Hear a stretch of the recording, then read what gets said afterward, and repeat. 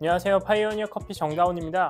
요즘은 제가 로스팅을 더 많이 하지만 저는 에스프레소 추출을 굉장히 좋아합니다. 프리인퓨전이나 어떤 원두를 사용하는지 디스트리뷰터, 바스켓에 따라서 추출이 달라진다는 게 굉장히 재밌거든요. 그래서 사실 저는 커피 맛보다는 추출이 왜 이렇게 일어나는지, 도대체 어떤 요인 때문에 이런 현상이 발생하는지가 더 궁금합니다. 오늘은 2021년에 출판된 커피 배드와 유량에 관련된 논문입니다. 사실 막상 보면 아는 내용이지만 그 속에서 중요성을 발견할 수도 있습니다. 에스프레소 추출 논문들은 주로 성분 관점이나 추출 성분들의 역학 관점에서 다뤄졌습니다. 예를 들면 온도나 압력을 이렇게 바꿨을 때 카페인이나 트리고넬린, 유기산, 그리고 휘발성 화합물들이 어떤 형태로 추출되는지, 추출 속도는 어떤지 같은 것들을 다룬 내용이 대부분이죠. 그렇기 때문에 실무에 있는 바리스타들은 그 내용을 현장에 적용시키기가 굉장히 어렵습니다. 애초에 테스트도 실험실 수준에서 이루어졌고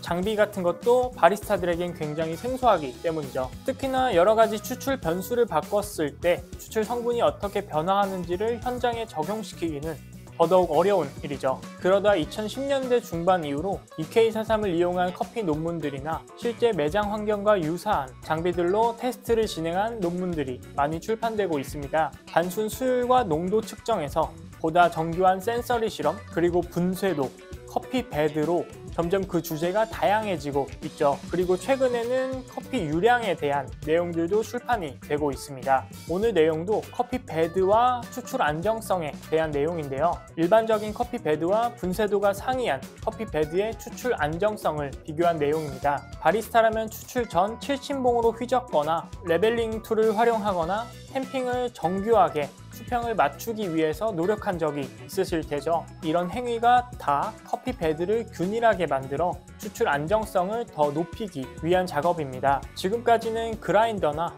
분쇄도, 도직량, 레벨링 툴, 템핑 세기 같은 요인에 따라 추출이 어떻게 바뀌는지 고민했지만 이제는 이 모든 요소들의 영향을 받는 커피 배드로 관심사가 점점 옮겨가고 있습니다. 저자들은 커피 배드와 분쇄도의 중요성을 강조하고 실험을 진행했습니다. 그라인더는 KE640 바리오, 머신은 GS3입니다. 그리고 추출은 92도와 9바의 세팅 상태입니다. 그리고 서로 다른 두 커피 배드를 준비했는데요.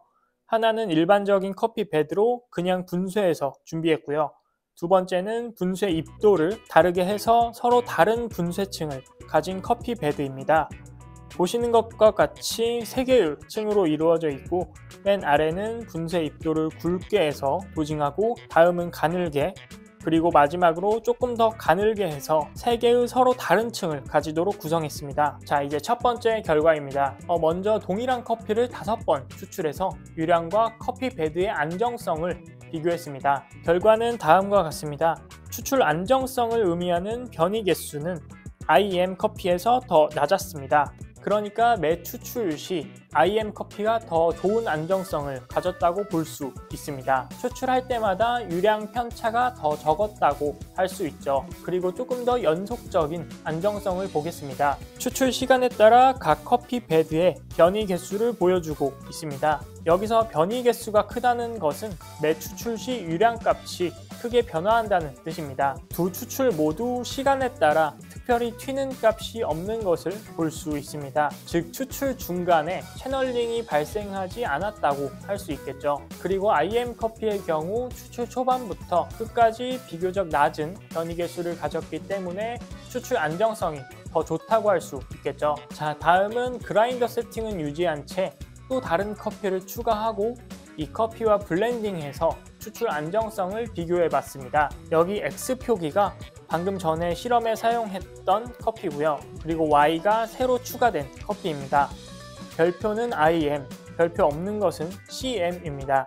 X커피의 유량을 기준으로 Y와 X 플러스 Y 블렌딩 커피의 유량 변화를 비율로 확인할 수 있습니다. 예를 들어 X의 경우 평균 유량이 0.97g, Y가 2.05g이니까 약 2.1배 정도 차이 난다고 할 수 있습니다. IM이든 CM이든 동일 그라인더 세팅에서 커피가 바뀌니까 유량이 바뀌었습니다. 커피가 바뀌었다는 뜻은 로스팅 포인트나 생두 구성 등이 달라졌다는 것을 의미하기 때문에 동일 그라인더 세팅에서 유량이 변하는 것은 어쩌면 당연한 일이라고 이해할 수 있겠죠. 자, 그럼 안정성 측면도 한번 보겠습니다. Y커피를 20%, 30% 블렌딩 했을 때 IM 베드와 CM 베드에서 유량값이 다릅니다. CM의 경우 Y커피를 더 많이 블렌딩 하니까 유량이 더 높아졌습니다.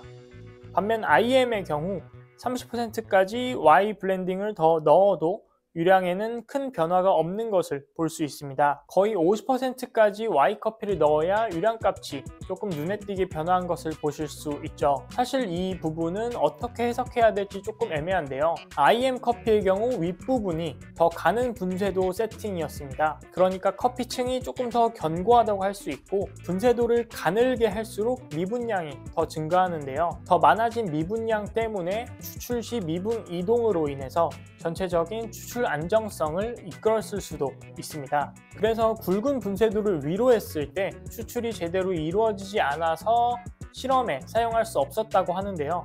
여러분들의 의견도 궁금하니 댓글로 부탁드립니다. 자, 오늘 내용은 사실 실무에 적용하기 어려운 내용이죠. 동일 그라인더를 2대나 두면서까지 추출 안정성을 유지하는 게 과연 효율적인가 하는 의문도 듭니다. 하지만 그것보다는 이 내용의 핵심은 커피 베드의 중요성과 그라인더 세팅, 추출 전 작업의 중요성을 강조하고 있는 것이 이 논문의 핵심이죠. 자, 오늘 아카데믹 커피는 여기까지입니다. 감사합니다.